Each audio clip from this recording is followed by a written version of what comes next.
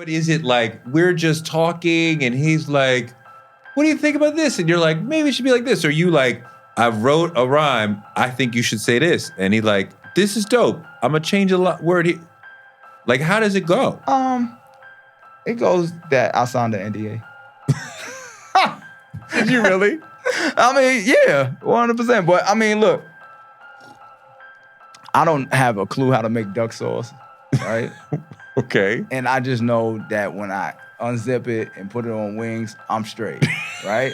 Okay. It's the same parallel. I don't know what that means. The Touré show. Okay, though. The Touré show. Okay, though.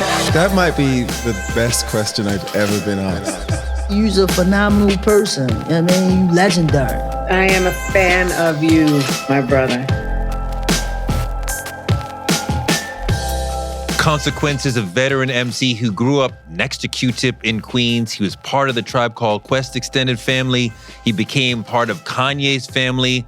Was he a ghostwriter for Kanye? Maybe. You figure it out. You listen to what he says. He's had an incredible career. He's got a new album called Nice Doing Business With You. And it was just fascinating talking about being an MC in these important crews, working with Kanye, and just the business of being an MC. His life and his career was massively affected by something that had nothing to do with him.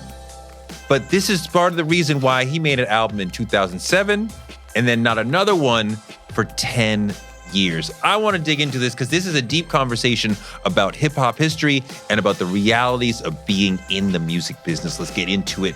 It's Consequence on Touré Show.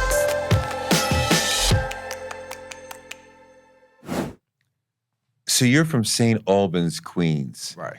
You grew up like next to Q-Tip, Right. around the corner from Fife, Jerobi. You saw LL and DMC just in the normal course of things. Talk about how that area and the hip hop that was living all right around you was inspiring to you of like, yo, I gotta be part of that. Yeah, I mean, so it's literally like growing up in St. Albans was really, really inspiring. Just stepping outside and you might be headed to the store and just see like, yo, that was DMC. Yeah. Or, like I said, LL, it becomes like almost like a myth, like, yo, LL's grandma was living across Dunkirk. And then you actually seeing James Todd Smith in the flesh, you know what I'm saying? Because you gotta understand, like, when he jumped out and got signed to Def Jam or whatever, I still was a shorty. So Right. I grew up with him basically starting his career. So, but then to actually, in a blink of an eye, yo, he just drove past, like, you know what I mean? And watching I'm Bad, and that's the guy who's, no rapper could rap quite like I can. I mean, I remember radio, and it was like, wow, the guys in New York are ill. Right. Nothing about that said, I could do, I'm in Boston. Nothing about that. But you're like, LL lives over there. I could be like that. Eventually, but it's still the power of being on TV still would separate it. You know what I'm saying? And make it just like almost it's a grab that may or may not be attainable depending on the circumstances. You know what I'm saying? But just initially, it's like, the power of TV back then was just like monumental. Like that's why they say certain people feel like they're larger than life, because it was just like the influence of the television and just that point in what's regarded as technology in our timeline as humans. It was just like the biggest thing at the time. So you knew Tip from small. Right. He's your cousin. Right. Well, how are you exactly related? So we're related through, I'm a second cousin through marriage. Okay. Yeah. But so what did you call him? Well, initially, before he converted to Islam, his name was John. Right. So you called him John. That's crazy. Yeah. So you were seeing him come up. Talk about some of your first hip hop like memories? Like, where were you first like seeing it and hearing it to where you were like, yo, that's ill? Well, the thing about me is this, like, I was born in Queens, but my dad was stationed in the military. Was stationed in San Diego because he was in the military. So I spent a portion of my childhood in San Diego. So I would come back and forth because my grandfather, his name is Slim Turner. He was probably top 5 number runners of all time in Harlem. Okay. But I wasn't privy to that part of him till later. So I would take flights to New York in the 80s, dolo. Or just when I say dolo, just me and my little sister. My sister Victoria would probably be like 3 or 4, and I was 6. We was getting on flights and having escorts. And I thought it was normal. I never put 2 and 2 together. You know what I'm saying? But yeah, my grandfather ran numbers with Bumpy Johnson and all of them. You know what I mean? He's like on St. Nicholas, he's like a street kid. He might be like Tim Duncan. Okay. As far as like, okay. As far as like, you know, legendary. If you want to say Bumpy Johnson's Jordan or Nicky Barnes is AI, you know what I'm saying? My grandfather was probably Tim Duncan, like got the rings, stayed out the way, played it smart, left on his 2 feet, right. got out, right. and got the bag. Right. So, but I didn't know. So, you know, he's grandpa to me. But, you know, I speak about it on my new album. I got a record called Free the Guys. And I say telling stories like this sometimes make me cry. I started going on jail visits at maybe 5. My uncles were bank robbers in 85. And Slim ran numbers till he was 85. So that's just, I had no idea there was a life of crime in my family. You know what I'm saying? So I remember even going on visits. Like I said, my uncles were bank robbers in 85. I went to Sing Sing prison thinking I was going on a trip to go see my uncle and got dressed up like, you know what I mean? Yeah. Like we going somewhere. Yeah. We going to jail, we going to prison. Yeah. You know what I mean? Yeah. But that's, you know, that was the life we was leading. And so I say all that to say that, you know, very much when I would be in New York, you know, I was getting a tutorial of the streets. And so hip hop was part of that tutorial. So me, you know, I'm doing things like, you know, my grandfather had a very nice home in Queens and St. Albans. You know, I'm doing the yard, and you know, he paying me because he's teaching me work ethic. And so I would take my money that I saved. I remember the first thing I bought was Fly Girl. Yeah, a fly girl. I bought Fly Girl and Lottie yeah. Dottie. Yeah. That was the first 2 records I bought. What was the other one? Lottie Dottie. Lottie Dottie. We like to party. Lottie Dottie won me my first BMI What was award. the B-side to Lottie Dottie? Was it the show? The show. Yeah. The show. The show. Yeah. That is the most incredible A-B side. Because either one could be the A. It's a double A side. Yeah, both are legendary, super iconic from that, like 2 of the greatest songs from that era, without question. And totally different records. Yeah. Here we go. Come on. Right? I mean, even what I got on today is like homage to Slick Rick. Like Slick Rick would hit it like the big chain, for you sure. know what I mean? For sure. So, you know, it's just all that. And like I was just saying, Lottie Dottie actually won me my first BMI award, and got me my first #1 record when I co-produced Party with Beyonce. I sampled Lottie Dottie. Wow. It was originally for me, and Kanye played it for Jay, and Jay played it for B, and she cut it, and yeah. So when you say you produced her, like, were you in the room with her? Well, like I said, the record was actually mine. Right. So and you made it, and then so Kanye had it, right? Because Kanye did the beat, and we were putting it together for my album, right? And so I did the chorus, to put the Slick Rick, or, you know, et cetera, et cetera. I was producing it for me, the vocals out of it, and Kanye played it for Jay, Jay played it for B, they played it for me. It went like that. So they actually like. So wait, it was. I understand what you said, but they and you were making it for you. No. Me and Kanye were making it for me. For you, right? No, I mean that's what I mean. Like Kanye and you were making it for you, right? And play. And then Beyonce, does Beyonce like took it? Like she like call you like, so this is my record now? No. So what happened was Kanye played it for Jay-Z. No, I get that part. No, listen, conveyor belt, right? He plays it for Jay-Z, right? Jay-Z in turn likes it, says, because Jay-Z a lot of times probably picks records for Beyonce. For sure. That's his wife. For sure. Right? That process happens. Beyonce loves it. She cuts it. This is a process of not one day, though. No, I understand. So over time, eventually, we all connect, right? Does she call you and say, listen, I'm taking this now? No. What happens is this. Because you can't use it anymore. This is what happens. We meet in the studio. They say, Jay says to Kanye, did you play it for him yet? Right? I'm like, play me what? Because it's been a little bit of time since I even messed with it. Right? Okay. So Jay's like, we got to play you something. Okay. And I'm still like, so then the beat come on, I'm like, that's my shit. What? Yeah, I'm like, wait. Play the record, boom, boom. It's me still doing the chorus with her singing with me, basically.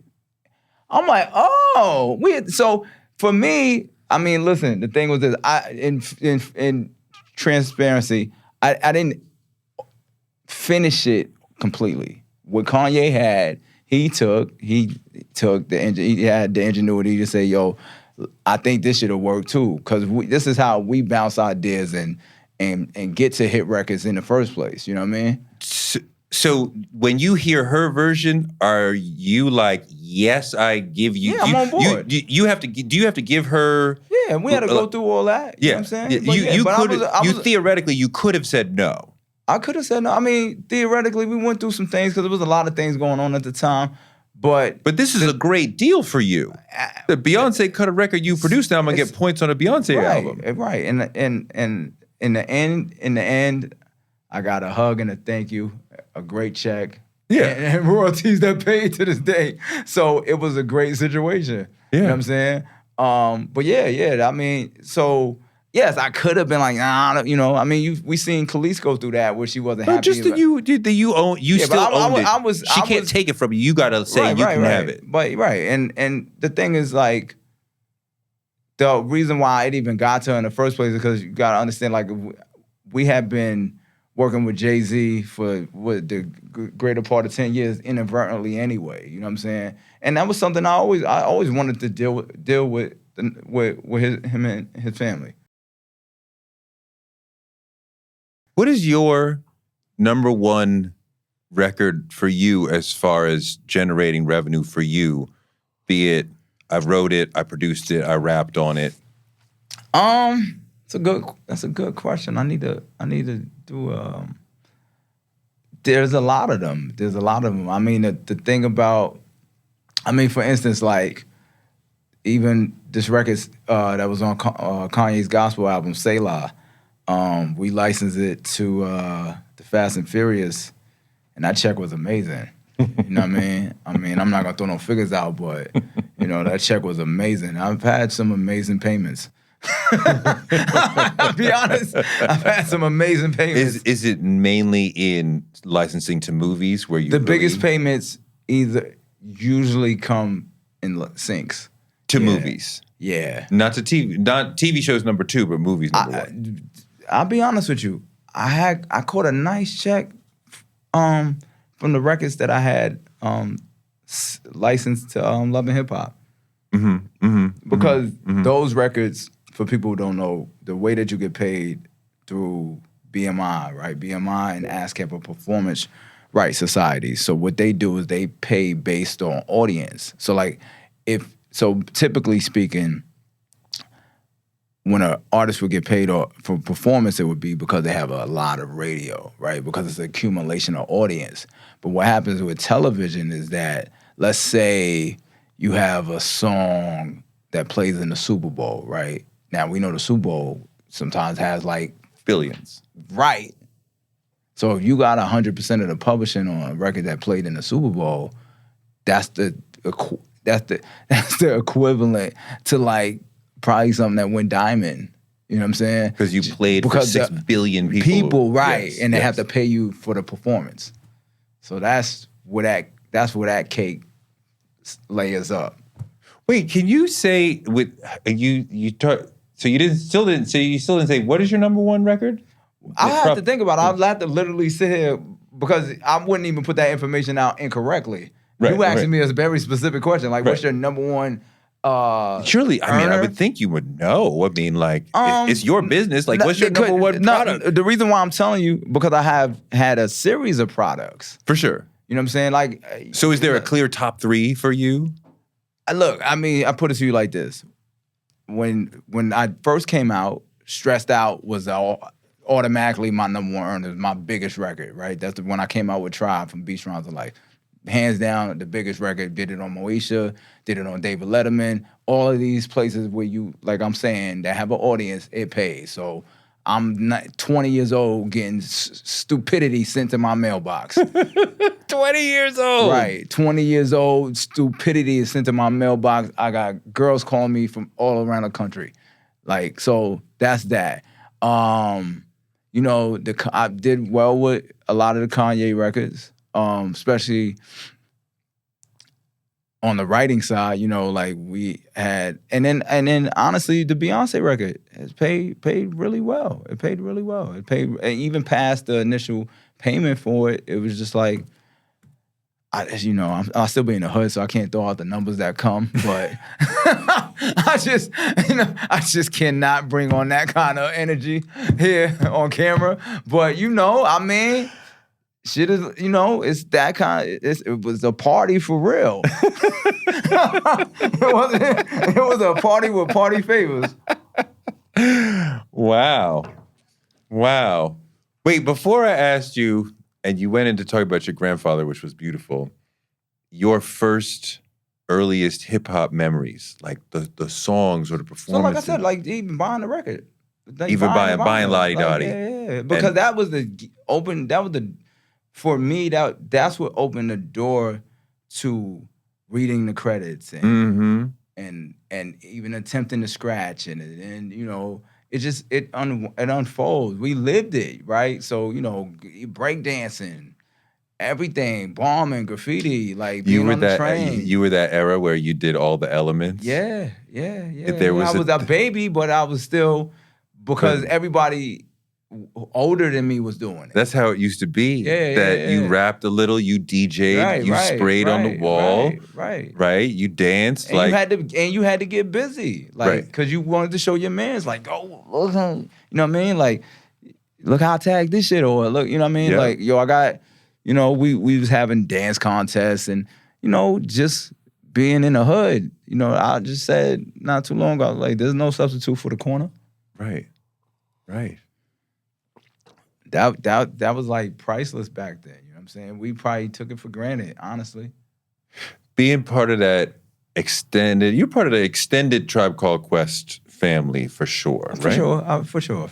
I mean, when I came in, I came in as a special guest member or whatever. You know what I mean? And even did the last album. You know what I mean? Oh my God, that was Tears, the last album. That was great. But talk about being around them as a crew when the rise was happening, when they were in their prime, and you were part of that when they were as hot as they could be. Yeah, I mean, it was just it's something where you just had to be there, man. It was like, I remember them shooting Check the Rhyme, and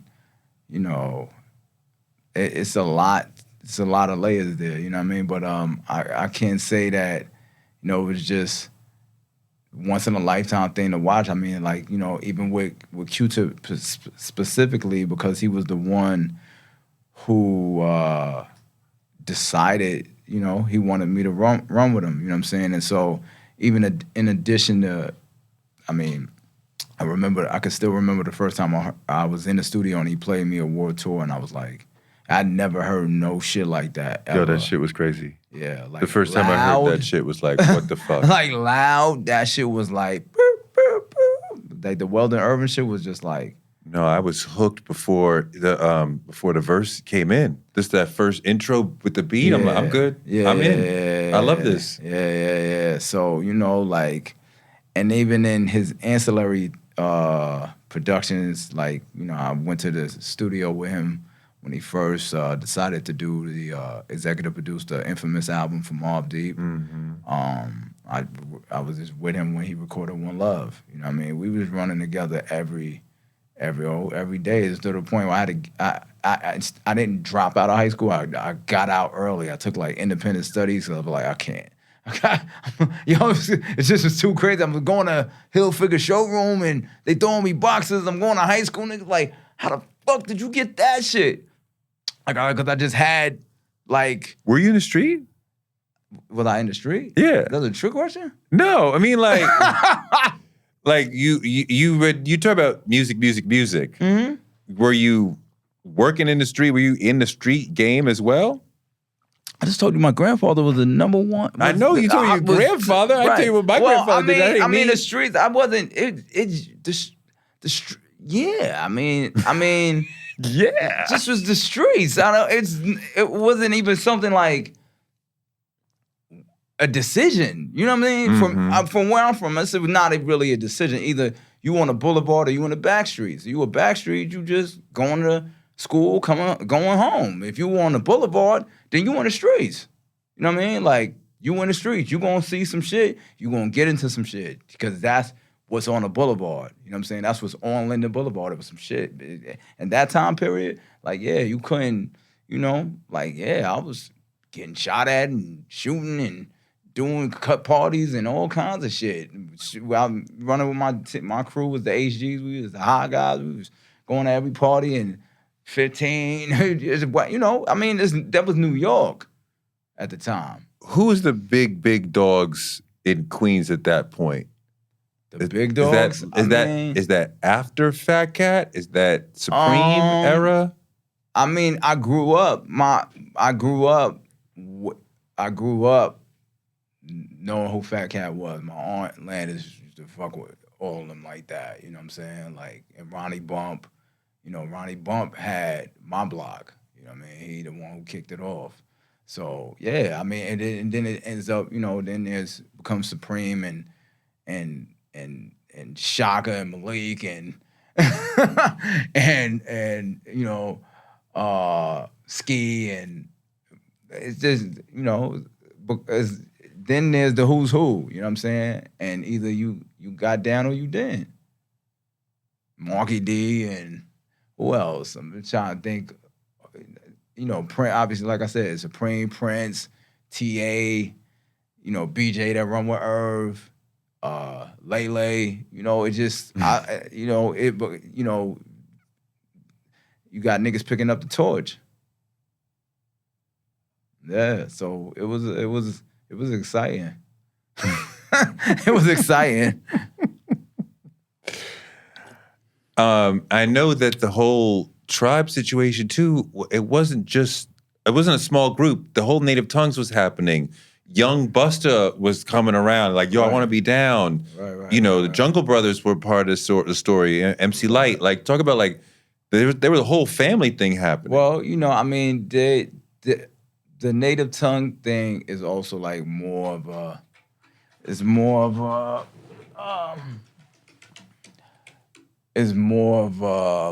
it's not a Queens per se thing. Because right. You gotta remember, Q-Tip went to school with the Jungle Brothers. Right. You know what I mean? Went to high school in Mary Bertram in the city. And, so there's that connection, and there's the connection with the Bronx and Africa Bambaataa and Baby Chris and them.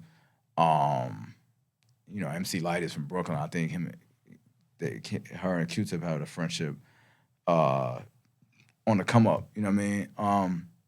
But that's a little bit separated. But one thing, Busta definitely will come to like one on two. You know what I'm saying? But I started meeting like the Jungle Brothers once I started coming into quote unquote industry with Q-Tip. When I was talking to Nas a lot for his book, he talked a lot about the Quiet Queens era and what that meant to Queens, and that MC Shan was the guy in New York City until KRS rose up and did what he did. And the way Nas explains it is like there was a long gulf where Queens was being slept on.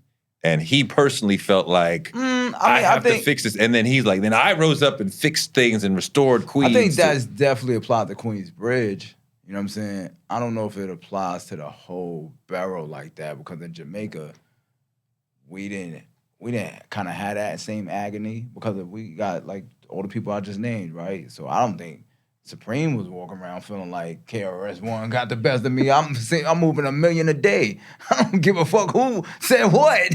You know what I mean? Like, it's lit in 40. That's what, you know what I mean? So I think that's obviously that's part of Queens, but that side of Queens, as far as the bridge is concerned, because Shan was their hero, you know what I'm saying?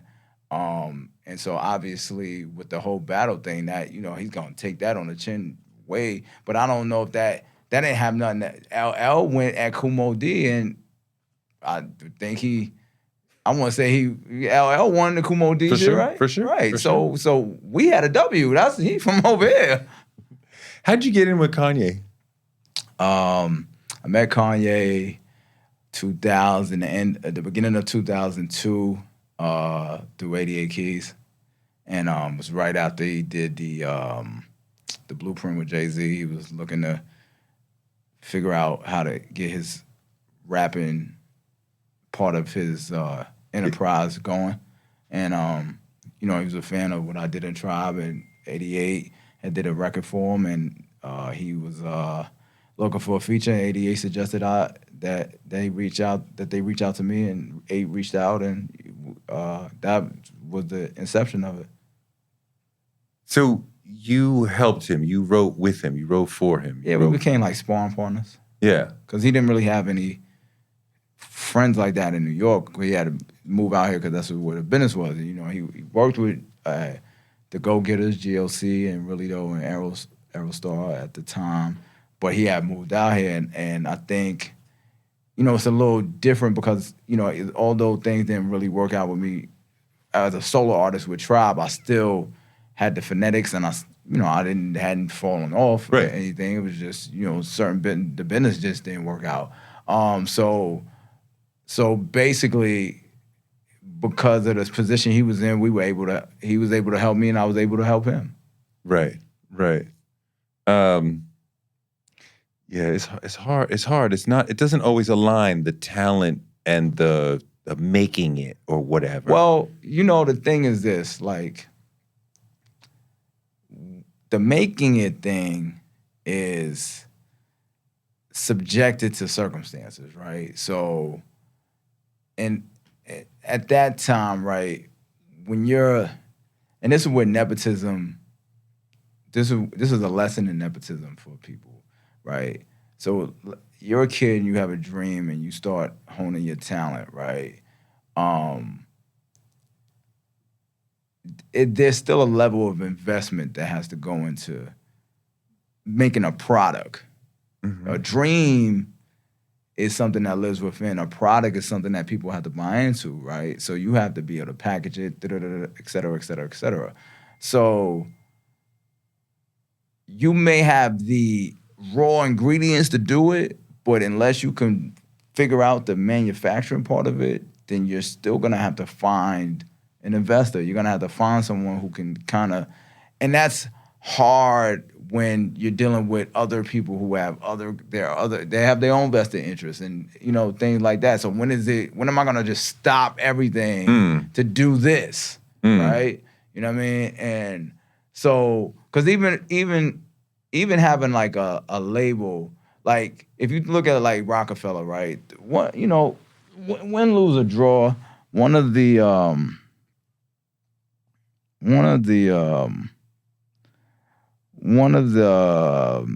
key things to Rockefeller's success is the fact that Dame Dash wasn't an artist, right? So he could actually sit there and let Jay-Z be Jay-Z, and there's still someone who's the liaisons for the taste. And let's make it all look like this, and let's have this aesthetic with our artists, and let's get everybody a Rockefeller chain so that it looks like we got a movement.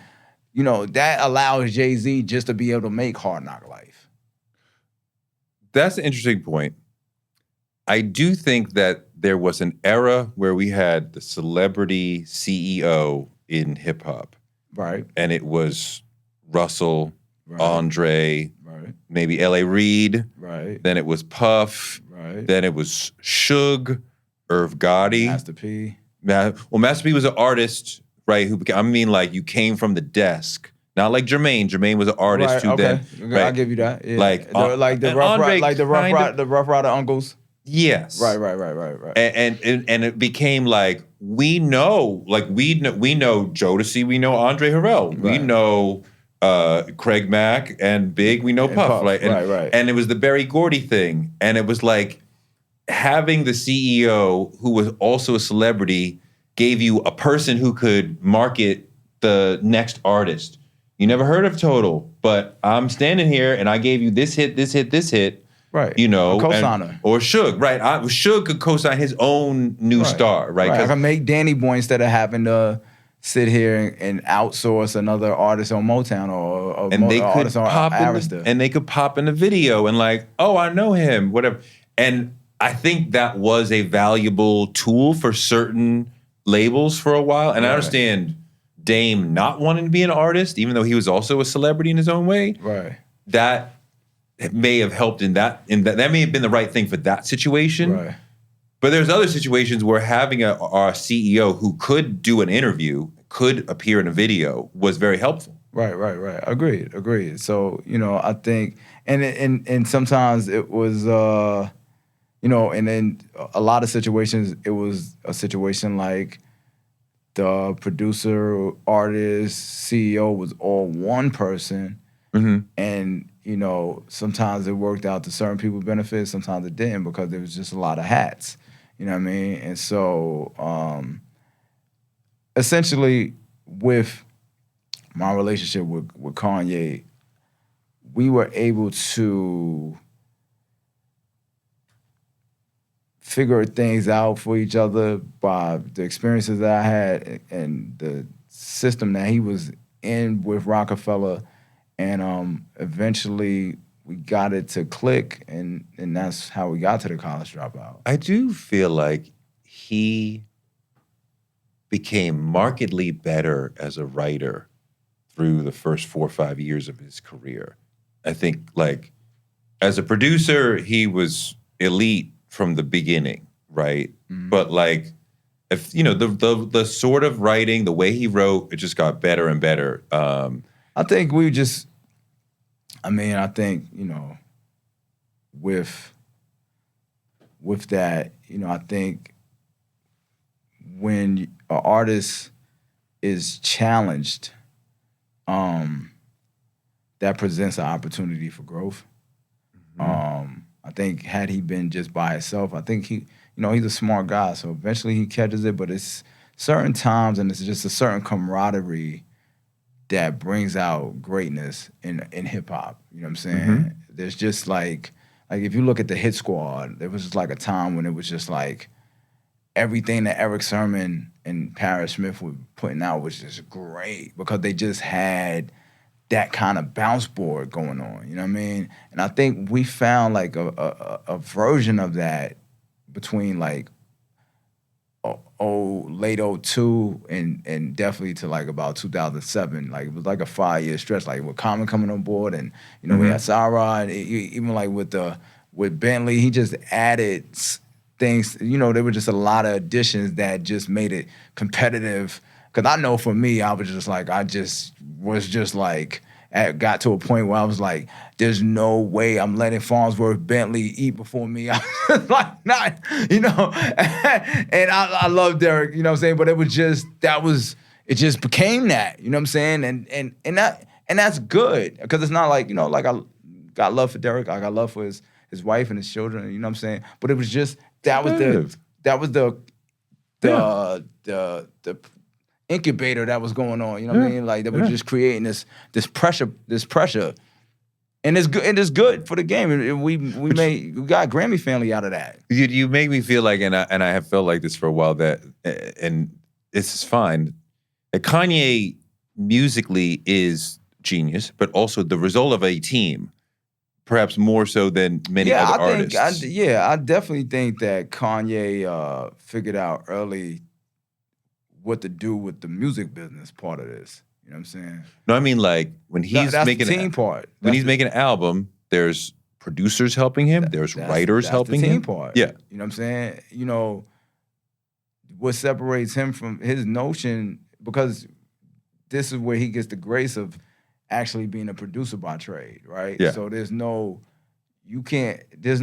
where a hip hop producer could sample anything, right? So if you could sample anything, you could sample anything. You could sample someone else writing it. You can sample someone else singing it. You can sample someone else playing the guitars. Because what's the difference between that and a record?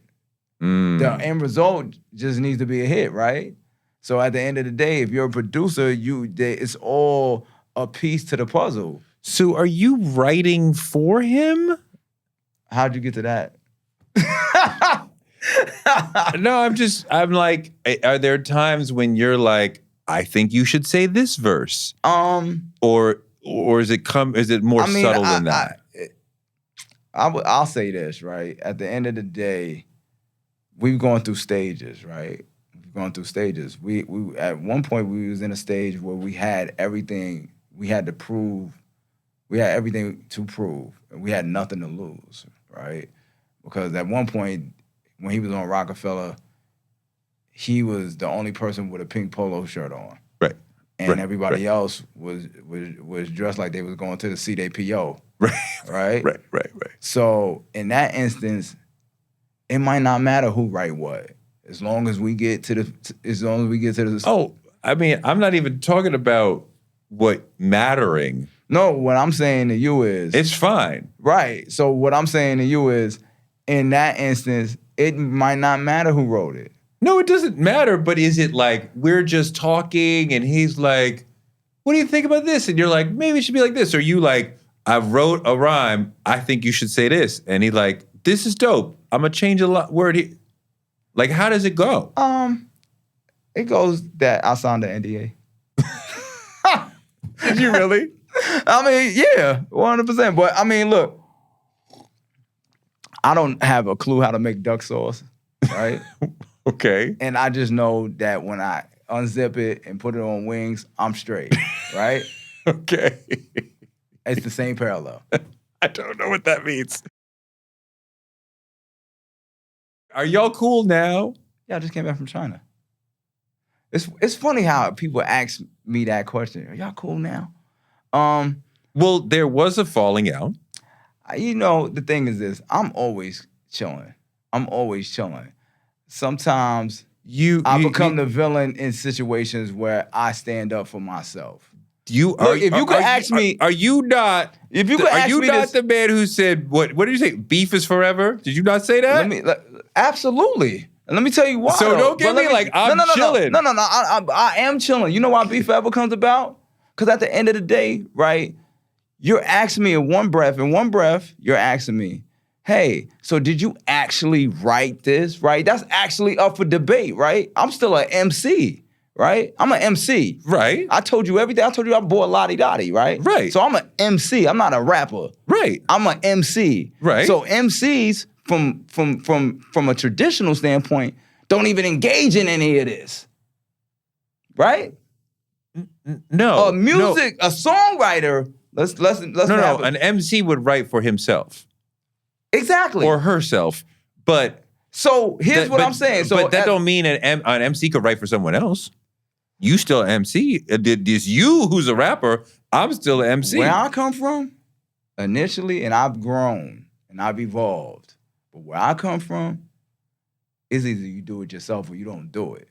Right, but that's a judgment on that other person. No, it's still a judgment on. It's just a judgment call. You think the ethos The hip hop ethos If you that was ask handed to you, Busta you Rhymes- should not if you write for ask- someone else. If you ask Busta Rhymes, he'll say it's non-cipher both ways. Really? I 100%. I never heard anybody- You can ask Busta Rhymes. I mean, I trust. You I can- trust. Yeah, I trust you can ask I Busta never Rhymes. heard- He'll say it's non-cipher both I ways. never heard- If you get to the right purists, they'll tell you straight up it's non-cipher both ways, right? But if you get to the fridge and it's empty, the fridge is saying no food in here is non-cipher. All right, beloved. So The now we got grown-up decisions we got to make here. the now question.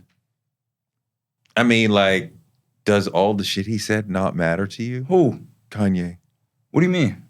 What do you mean? What I mean? All the fucking Hitler shit. You like whatever. Let's. I'm still like. That's Oh, my because you friend. got to jump. Listen. My thing is this with any of that, right? This is a person who is probably top 5, whether good, bad, or indifferent, top 5 relationships in my life. Okay. I mean, definitely the day we met, he's a conduit for change in my life. You know what I'm saying? And so I'm a person who weighs with measure. As a man at peace, I makes a lot. I'm Muslim. I'm at peace until there's war, right? And so, and I value people. I hold value. I don't just use people. I hold value to those who are valuable to me in my life. And that's a valuable person in my life. And so I don't, yeah, those are difficult assessments to make. You know what I'm saying? Like, it's not an easy thing to see any of that and say, okay, and then digest it. You know what I'm saying? Because at the end of the day, I want the best for my friend. Always. All of my friends. I want the best for all of my friends. You know what I'm saying? Mm-hmm. But my friends are their own people, and they have the right to do. They have the right to do what they want to do. You know what I'm saying? Even if I don't agree with it, right? A real friend is gonna sit here and say, you know what, I ain't fuck with that one, but let's figure out let's figure out the next step. What's the solution? You know what I'm saying? Because if we actually having a conversation of belligerence, then we know something ain't go right? You know what I mean? You said that this friendship changed you a lot. Right. In what ways? I wouldn't have wore this in the 90s. You know what I mean? Like, this, like, for instance, this is the first person that even put me on a Louis Vuitton. I had never bought Louis Vuitton for myself. That was like some out of reach shit. You know what I'm saying? And yeah, we were shopping in LA. I'll never forget it, 2003, Labor Day. We had just finished working with Eve. We had went record shopping. This is how I ended up even helping him write the chorus to Encore. We had went shopping, and Louis Vuitton had just made like a version of Wallabies. And I seen him, and I was like, yo, this shit is crazy. Yo, I had never seen any Wallaby besides Clark's. You know what I'm saying? I was like, yo, what the fuck? I'm sitting there holding them shits in the store like, yo, this shit is crazy. He was like, yo, yeah, this shit is hard, yo, let's get them. I ain't getting shit, bro. I ain't got that. He's like, nah, I got you. I was like, oh, shit, good looking. Word. And, yo, literally, I had them, I kept them shits to the point when he started designing shoes. He asked me, did I still have them? And I sent them to him. He was overseas. I mailed them to him. You know what I'm saying? So he could look at the prototype to get busy. That's our relationship. What else besides fashion? I mean, just everything, life. Life. I mean, if I say, I said it before, I say it again. We like, was the difference between my relationship with Kanye and probably Tribe. Obviously, Tribe is older than me. But when I came out with Kanye, I'm a year older than him. But so in certain instances, I'm big bro, he kid bro. In certain instances, he big bro, I'm kid bro. He put me on the shit. You know what I'm saying? So we have that exchange. Like when it comes to like certain street shit, he don't know. cons, what I'm supposed to do here. You know what I'm saying? When it comes to certain business shit, yo, yeah, what you think? Yo, nah, I ain't do this like this. You know what I'm saying? And so that's what was making the unfair advantages that we had become a fair fight. And then eventually led to us having leverage. Your career, why is it that you had an album 2007 and then 2017? And then 2024? I had a record deal with Motown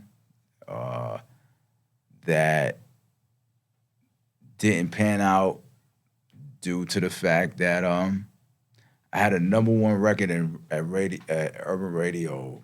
Well, as far as like Motown's urban radio department, my record was the #1 priority in the building.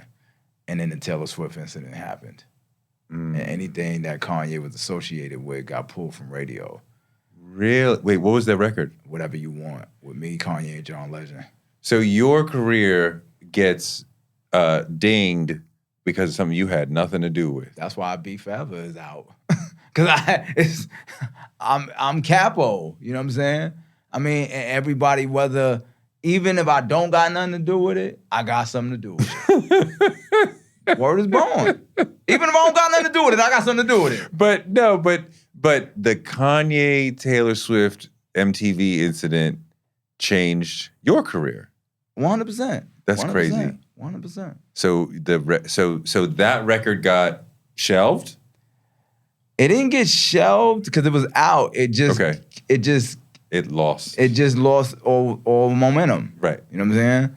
The only record that radio was even considering playing at that time, because it already had started and had a big push behind it, was Run This Town. You know what I'm saying? My shit was still on the climbs with research and all that. It was just anything with Kanye on it at that time, you know, and that's how Good Fridays ended up happening and so forth and so on.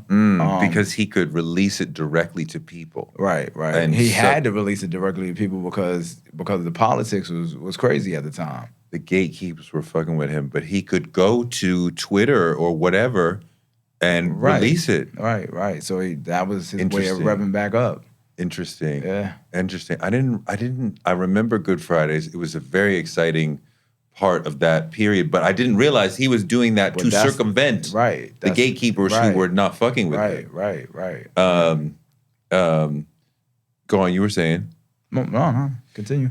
No, so your record gets derailed, and then what? My record gets derailed, and then as a result of all the chaos, I left Good Music. Okay. You know what I mean? And not cause out of a fight, or because you had to? What do you mean a fight? Why did you leave Good Music? Because there was in-house fighting all over with the whole because it was chaos because of all of that. You know what I'm saying? Because of Taylor Swift. Right. So then there was there was an ushering in of Big Sean and Kid Cudi at the time, and Ye was assessing everything, and because the thing was I wasn't even signed to Good Music at the time. We had a handshake agreement because we had a record. He had a deal at Sony where I put my first album out, but I stayed when the label left because that was it's been a roller coaster, and so that's when the first we had a fallout. We had a fallout because of that, because I had to eat that whatever you want shit, and I didn't if you're me, I wasn't even there. Right. I actually was with him, and he told me he wasn't even going to the VMAs. You know what I'm saying? So I turn on the TV, and I'm seeing him on the red carpet with the Henny, and I'm like, what's happening? And Ballhead Fred is throwing that shit back, and I'm like, what are we doing? Right.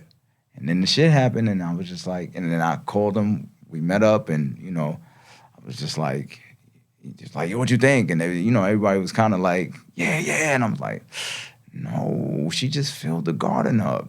You know what I mean? And so I felt where he was coming from with it, but at the same time, I knew that she had numbers. She had big numbers. She was starting. I mean, look what she becomes. She becomes. The critique was completely reasonable. Anywhere else, he could have gone in the interview room and made a whole speech about that and like, okay, interesting perspective, Kanye. Well, I think but it you was, can't interrupt her while she's getting her award, even if you're right. Right. I think that, I mean, listen, we the stereotypes that we sometimes fall victim to are real. You know what I'm saying? And it was like, it just came to life. It was like, black guy, rich, design in his head. He got Tim's on, leather shirt, drunk. Drunk. You know what I mean? Drunk, right. You know what I mean? It was just. Very drunk uncle. Yeah, it was, Uncle Chauncey again, right. And the Henny. So the Henny, I mean. But you were upset with him for fucking up your shit. What? No. Not in a finger snap. You know what I'm saying? Because I still not in a finger snap, but when you saw the way it played off on you. Because the thing is, without going too deep into detail, it just everybody had to huddle because he at the time he's big dog. You know what I'm saying? As far as like where the money comes from. You know what I'm saying? And so cool, that's fine. You know what I'm saying? And I remember having a conversation with him when we really got tense. I was like, listen, I respect that you got an empire, but I'm the king of my castle. You know what I'm saying? And I'm not gonna watch my castle crumble. I'm not gonna do that. No man should. With a spine, I'm sorry. You know what I'm saying? Like, I can't be the guy who jumped out on the ops when it wasn't no money, and then cause you got money, I'm pussy. No, I'm actually worse than ever now. You know what I'm saying? Because this is because I don't know I'm gonna be able to rap in my 40s. I'm sitting here like, yo, this might be fucking it, bro. And it's tragic for me because I'm like, yo, I got Sylvia Rowan like this. You know what I'm saying? She busting me bread. For whatever I asked for. Just asking to get to the finish line. So it wasn't nothing, like I couldn't even, nobody's ever heard me say a bad word about Sylvia Rowan. You wanna know why? Because she did what she don't owe me nothing. She, every interaction I've had with Sylvia Rowan, she's paid me handsomely. You know what I'm saying? She made sure I had dough. She made sure, first time, second time. Now, if motherfuckers don't, if we all come to the table, if I come to the table with Q-Tip and we do a deal with Sylvia and she don't get no album, it's her fault? No, it's not. We the niggas from the street. She black. She a black woman giving us, turning the lights on. You know what I'm saying? I've never said any disparaging word about Sylvia. You know what I'm saying? Because she listen, you don't become the number one priority at radio in nobody's company unless you got the brass behind you. You know what I'm saying? So when it was going down, it wasn't like me and her was talking. She was like, yo, I'm trying, bro. I'm trying. But come on, my nigga. Like, yo, what we doing? I had the fucking record got cut. I spent the bread on that. It's no pun intended, but there's consequences to that kind of shit. You know what I'm saying? And so that's what I'm saying. Like, when Sylvia puts me in a place where I could be a king and I could go buy a crib off of this deal I did with her and it gets sniped, I mean, I don't even know Taylor Swift. Right. I can't feed my moms because of Taylor Swift. Because she won a video. Who gives a fuck? I mean, honestly. Right. If you from the corner and you thinking like me, you like, yo, my nigga. Fucking up my bread. Right. And I'm not supposed to say nothing because it's you. Right. So I could love you all I want. I'm from Queens. I gotta do it. I gotta do it. And that's what maybe, hopefully, this interview will help people understand. Like, if they look at me like, oh, you opportunist or you flipped on this. I had to do it, nigga. Why you think these niggas still respect me to this day? Because if I didn't, nigga, I'm dead. Well, he's fucking your shit up. But I gotta nobody sees that part of it because But you see that. That's what I you're see it from saying. a bird's eye view. You're fucking my shit up, so I gotta go over here. Right. What I mean, you leave me no choice, I leave you no voice. Right. You know what I'm saying? So it's not, and trust me, if I ain't love a motherfucker, it would have got way worse. This New York City. You see what Puff at? He niggas don't give a fuck. You know what I mean? Like, yo.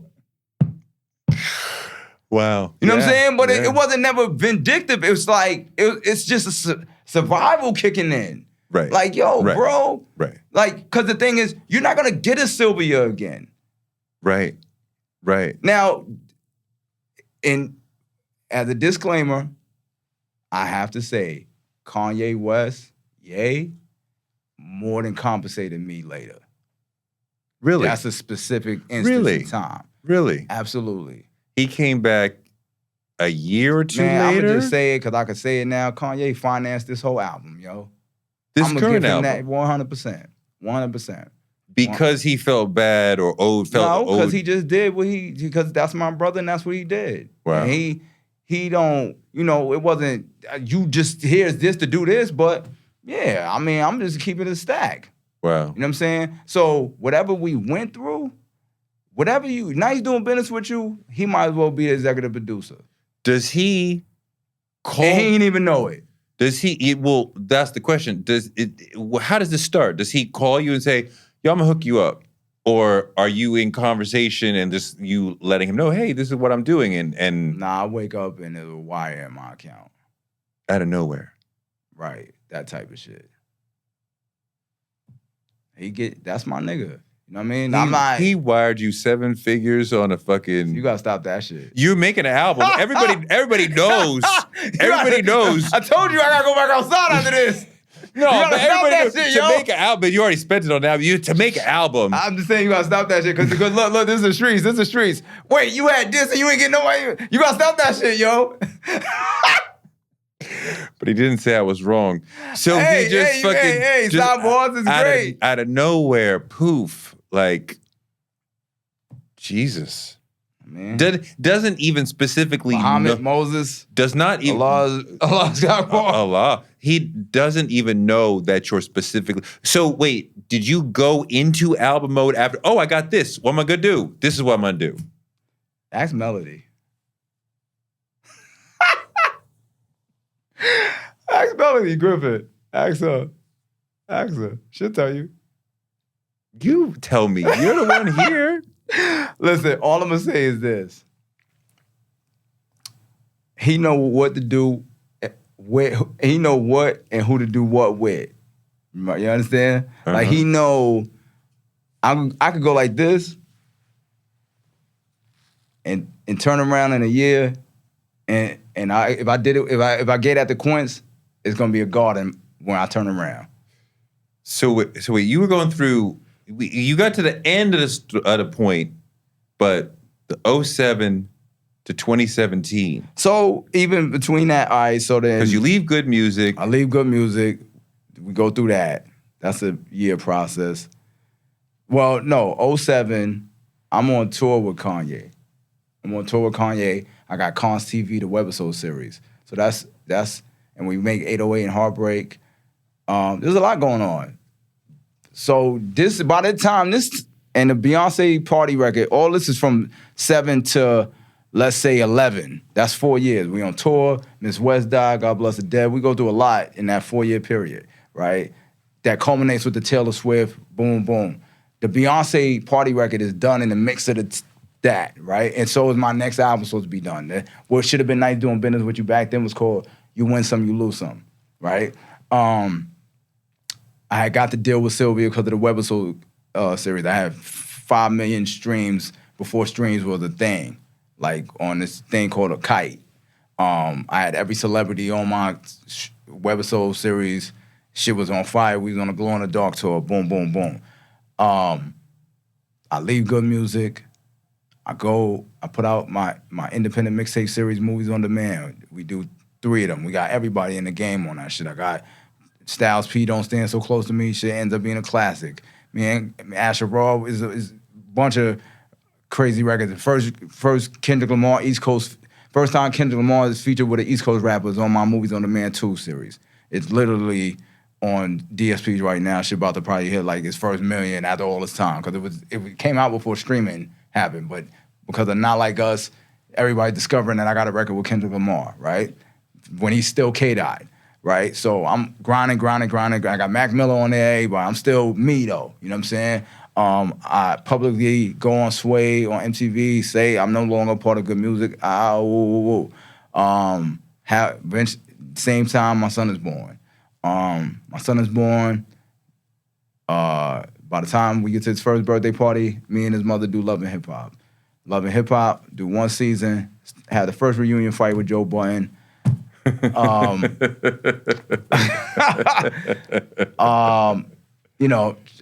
happens. Leave Love and Hip Hop, try to do my own show, get into it with a white man. That ain't work out. Like, oh shit, here what we gonna do? Wound up doing a EP called A Good Comeback Story. Link back up, start reconnect with Q-Tip after we go through everything with the Good Music thing. Unfortunately, right when we come out with Busto at the Hot 97 Winter Jam or whatever that was, all of us leaders in New School, everybody associated with Tribe and leaders all come out. A couple months later, that's 16, Fife unfortunately dies. They had started the Tribe album, me and Q-Tip reconnect. Then I come back to Tribe, rejoin the group for the album. 16, the album come out. 17, we tour. 17, 18, I become the day-to-day operator of Tribe's merchandise deal that they have with Sony. I did I designed collaborations with BBC, which is Pharrell's company, Billionaire's Boy Club. You do a sneaker drop with Vans, do a Foot Locker drop.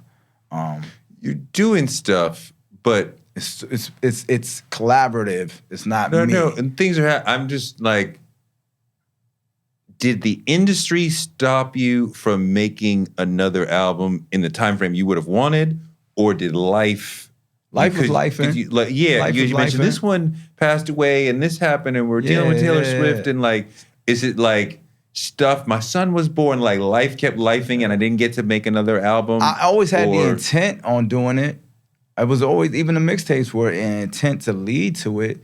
And the mixtapes were like albums. They wasn't like, it was all original music. It was I just didn't have distribution. Yeah. You know what I'm saying? So that's maybe the industry part of it. Because the thing was very frustrating about the Motown and the Sylvia situations, because as an artist, when you do a record deal, it's the same as if you took out if you're granted a mortgage, right? Yes, so yes. You are taking a loan from the label.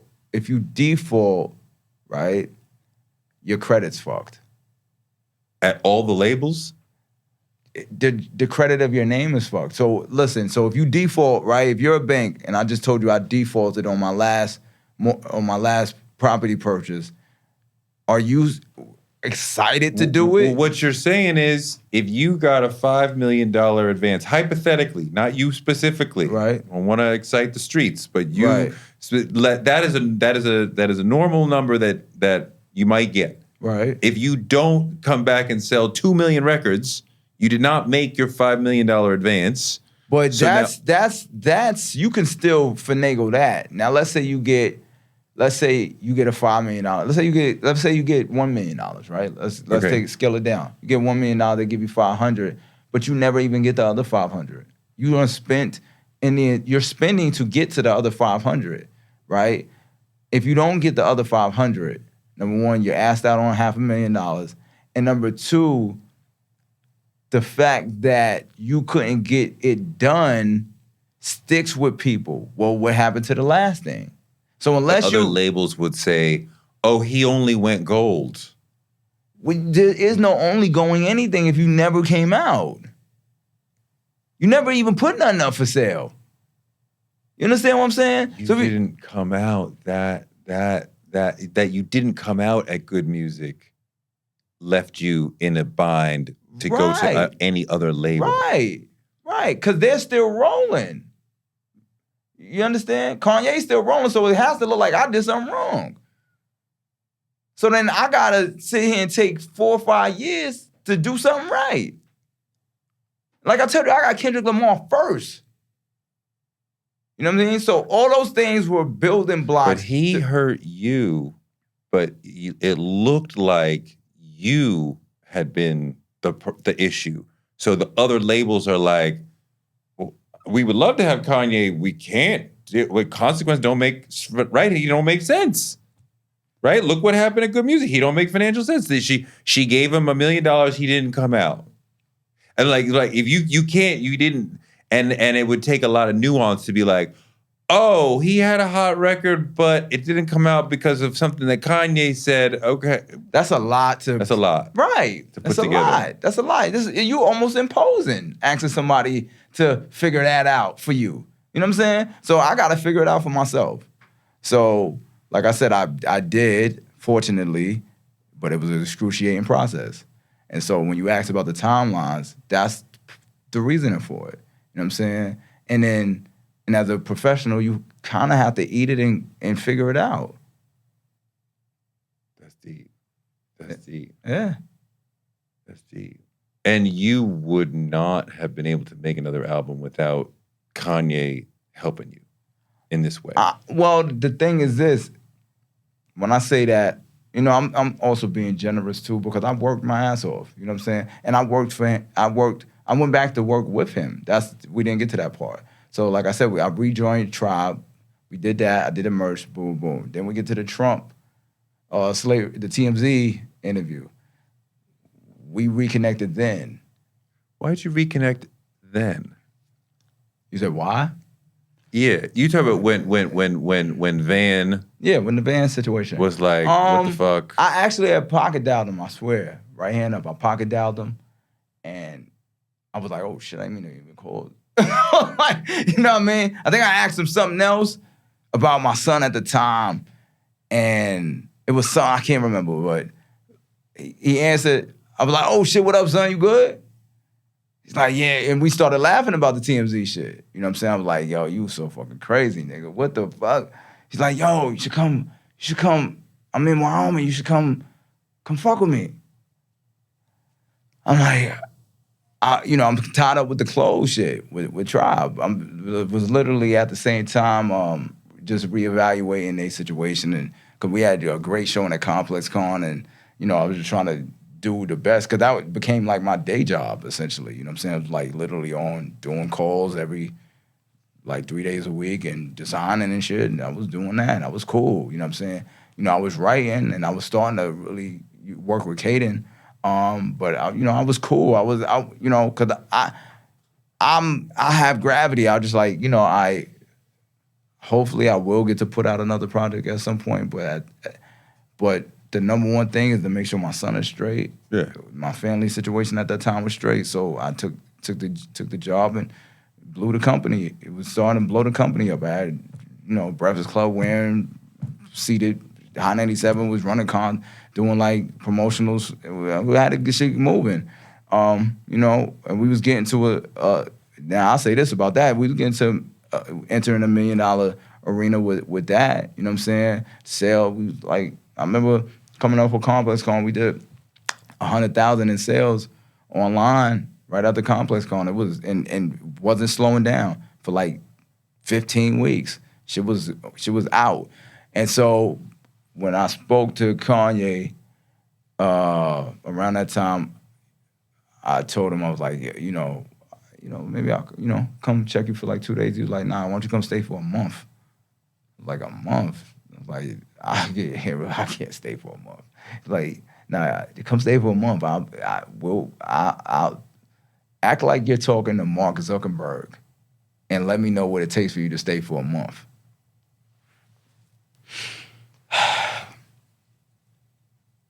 That's what I was told. What does that mean? Like, give me a number? Give me a number, right. Give me a number like you're talking to the CEO of Facebook. And so you could say, all right, I know you don't want other people to know. I'm going to tell you this. I'll tell you this. At one point, right, this is what I will say, just to paint a picture. At one point, we had finished the Wyoming projects. When we was doing Tiana Taylor album, I was staying in the Beverly Hills, Wilshire, walking around in a robe like Axel Foley for about 6 days, and it was a bunch of multicultural bad bitches. But what was the Wyoming situation like? It was dope. I mean, like I said, I kind of walked into mutiny and chaos because of the TMZ thing was going on, and you know, I had to pull them to the side. I'm like, yo, this is funny over here, bro. I had really nothing. I hadn't seen him in a minute. I was just, you know, it was good to see him. But you you never been in some rural shit like that. Nah, it was foxes walking down the block. Just Foxes. going to the gym, here comes a fox. The fuck? And this fucking mooses crying at 3 a.m. This shit was wild. Shit was wild. And I wound up writing the verse to All Mine out there and shit.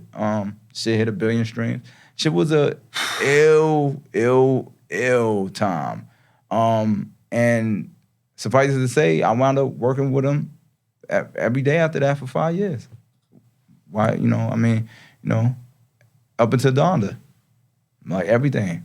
And what I, you know, only time I took off was when I took ill and got diagnosed with lupus. But then after that, I shook it. Kim found me a doctor uptown, and then I shook it. How are you now? I'm blessed. And my A1C is at 5. It was at 14 point something at the height of my crisis. It's crazy. How does it affect your body? It's a fatigue-based autoimmune disease. And so, you know, there's just, because I have diabetes in theory, I don't have diabetic symptoms anymore, but I still have, it lives, right? So it's based on dietary behavior. So, you know, the number one thing is just I'm on way less of a starch and carb and glucose. But what does consumption. lupus do to you? You said makes you It tired. makes you extremely tired. It makes you extremely tired.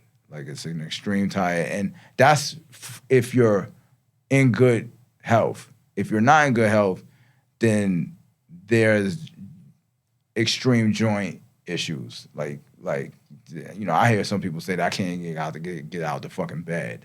You know what I'm saying? Let alone do anything else. Like it's because basically your blood cells are on fire. Yeah, so unless you figure out a way to regulate the fire, then that's what causes the shit. You know what I'm saying? Or damn. Yeah, some real shit. So wait, you were saying you came back to rocking with Kanye after the 5 years to Donda, and then you said you went back to. Well, no. What I was saying is, so from 18 to about 22, we were rocking, and then after Donda, I decided that I needed to take a break and finally put a record out, because I was like, yo, kind of, you know, the ghostwriting thing, songwriting thing, collaborative thing, it's such a sacrifice, you know what I mean? Because you're giving, you know, even though you could receive payment, but any artist will tell you, like, I mean, like I said, I'm an MC. I got into this shit to be who I could be from my imagination, the best version of Consequence, you know what I mean? And I just felt like at that point I was just, we was having an argument and Pusha T said some shit like, yo, don't put me on, don't have me talking with none of your ghostwriters. And I was like, nigga, what? You know what I mean? Like, first of all, and listen, I'm cool, you know, but at that particular moment, I was like, yeah, I can't no more. I can't, you know what I mean? Because this nigga think it's cool to be telling me some shit like that. I ain't even say nothing, because I was just like, yo, nigga, you know,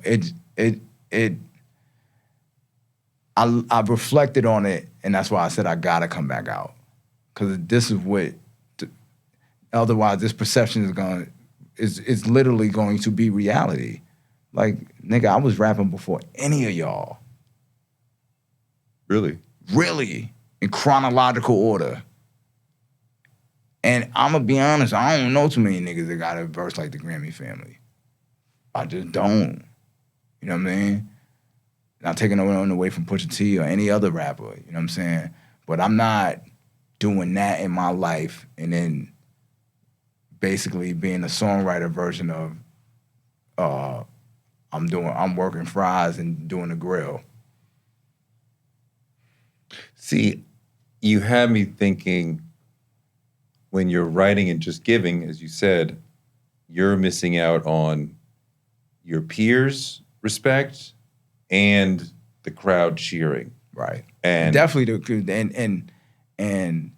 the peer respect is one thing. I've gotten that, but that's circumstantial. But the thing that would sustain any other artist is the crowd cheer, right? You know what I'm saying? Like, and so that sacrifice to have this is at the expense of that. You know what I'm saying? So if you want to be a civilian, then this is the way to go. right. But if you don't want to be a civilian and you feel like, yo, once upon a time I was recognized in the airport and now I just walk through and nobody even knows who I am, then you gonna have that struggle. That bother you? Certain times it did, yeah. Certain times it did. It would bother anybody, you know what I'm saying? You can't be on David Letterman and then don't nobody know me no more. You know what I mean? Like, David Letterman tell me, yo, man, that was a great job, sir. You know, and a lot of it for me is like, this was early in life too. I remember like in my first video was Woo-Ha, and I'm literally, might have been getting off the train and had on the same vest I had on the Woo-Ha, and girls started chasing me. I'm like, what the fuck? Oh, shit. You know what I'm saying? Young doing it, you know what I mean? And so,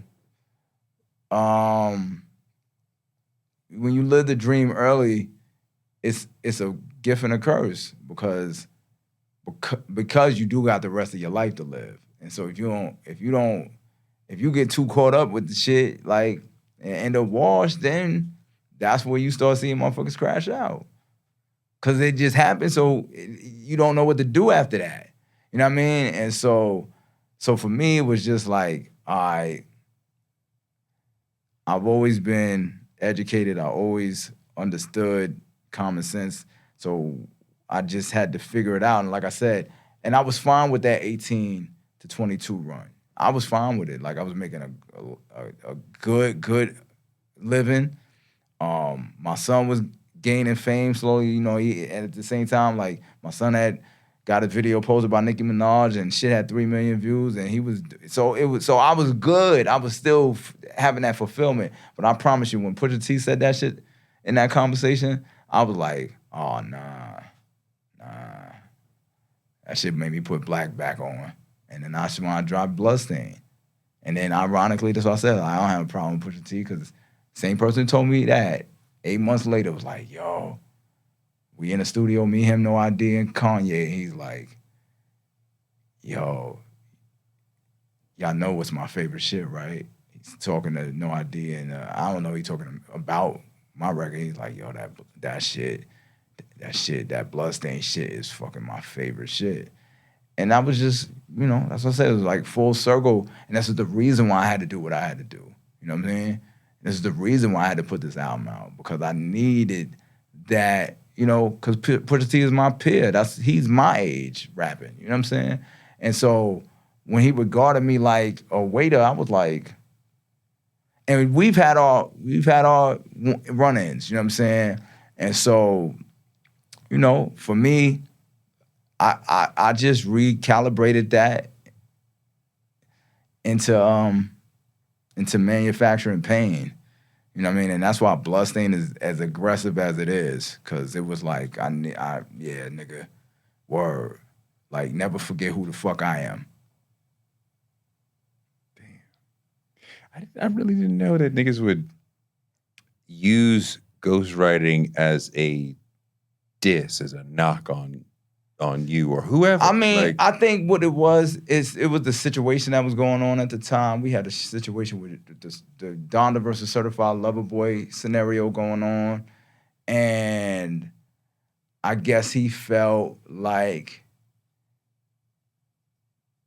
you know, he was because of his interaction with Drake and him handling him being viewed as have handled Drake. You know, I think he's feeling himself. You know what I mean? But you know what I mean? But once upon a time, me and him did it. Right. And, you know, nobody told me I lost. And I think, but that's a little bit of that, you know, competitive thing between me and him. You know what I mean? And so when it looked like this is the time where I can step on your neck, I can step on your throat, I'm gonna break your neck. You know what I'm saying? Okay, I got you. Don't let me put on a neck brace though, bro. One more thing. A lot of people talk about the massive impact that 808s had on the music and the culture long term. Right. Incredibly influential. Right. My Beautiful Dark Twisted Fantasy, also extremely influential, extremely popular, extremely beloved. Right. Which one do you think had a larger impact on the culture of the musical culture of hip hop? 808s, to me. I mean, I understand the revere of My Dark Twisted Fantasy, but I don't think the modern day melody, as we know it, with, you know, like even everything that you hear, like Kodak, Melly, Future, 42 Dugg, all those are 808 babies. You know what I mean? All of them are 808 heartbreak babies. You know what I mean? That cracks the door open. I'm proud of 808. I wrote 4 of them joints. I wrote the verses to Paranoid. You know what I mean? So, you know, that was a hybrid.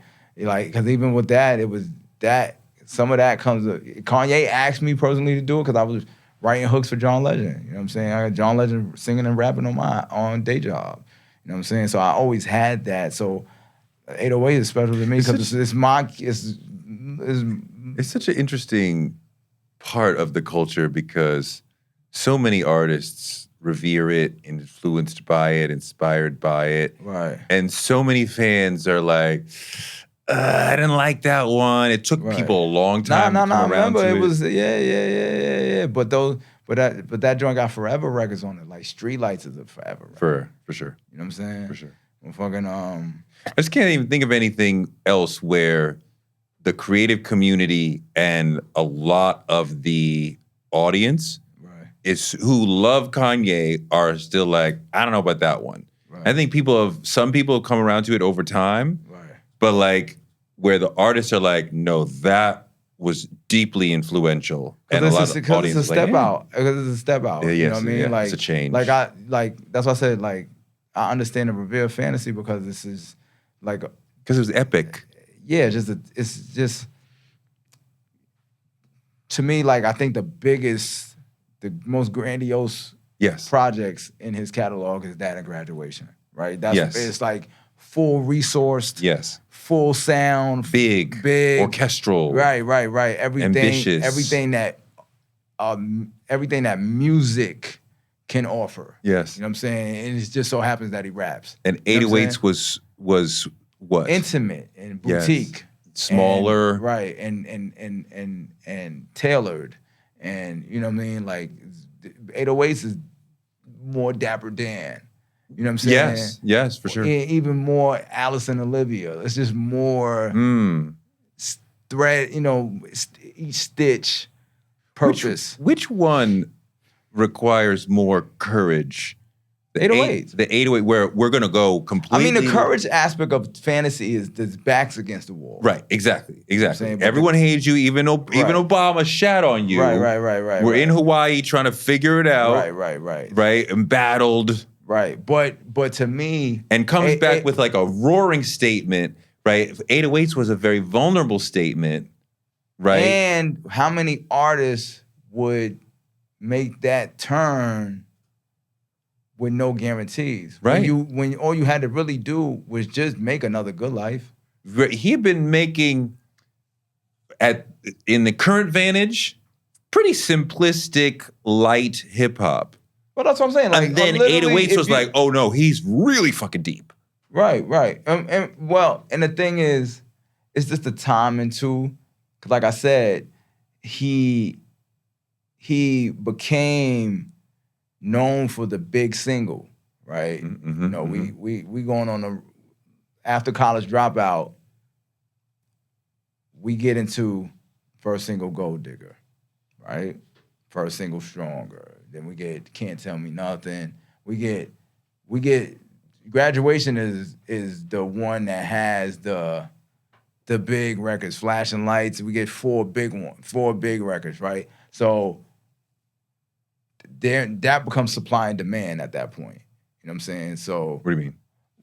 Because it's a feeding frenzy at that point, because at the end of the day, he's doing that, and then whatever verses he might got, like, wouldn't get by with the game. So it's like, he can't really miss as long as he bag up the right way. I mean, like the college series, the Graduation, all that, it's poppy. This is what we want. This is what the audience wants, right? Right. So we say the same 808s is thing. like, I don't care what you want. This is Right. what I have as an artist to say. Right. We're saying the same thing. So that's what I'm saying. That, to me, takes more courage, because you're deviating from what you already set up for yourself. It's yours, right? So if to just keep more millions coming in, But what's the vibe when you're embattled in Hawaii, making My Beautiful Dark Twisted Fantasy? we made 808s on Hawaii first. Oh, right, okay. But Yeah. but he needed to be away because he was mourning. Right? Well, yeah. 808s is mourning. Mom. It's really right. about mourning mom. Right. My Beautiful Dark Twisted Fantasy is the world hates me. I have to say something. Not initially though. Wait. Let me make sure I got my timeline correct. Yeah. You actually, yeah. Because Taylor Swift happened. Yeah. Then we start recording it, right? So yeah. So then basically. So what's the vibe? Because it's like we got to fight back. We got to get back in the game. So to be honest with you, it starts in Hawaii, and it's working, but it's not all the way. Like 808s gets finished in New York. I mean, I'm sorry, My Beautiful Dark Twisted Fantasy gets finished in New York with Good Fridays. Mm-hmm. You know what I mean? Because Monster's done down there. I think Runaway's done down there. But I think the rest of it, he came up here to write. But what's the vibe? What's he trying to do? What is he trying to do? It's a very difficult personal period. He's trying to, honestly, Power is a great record and has synced a million times since. But when Power came out, it was the first time it was like, it wasn't Can't Tell Me Nothing. You know what I'm saying? It was Power. It was like, it wasn't the monster record. You know what I'm saying? It didn't get like that. This is the first time he had to work backwards. Like I said, the last, we coming from a series with Gold Digger out the gate. Take over the country. Yes. Take over the world. Yes. Eventually. Yes.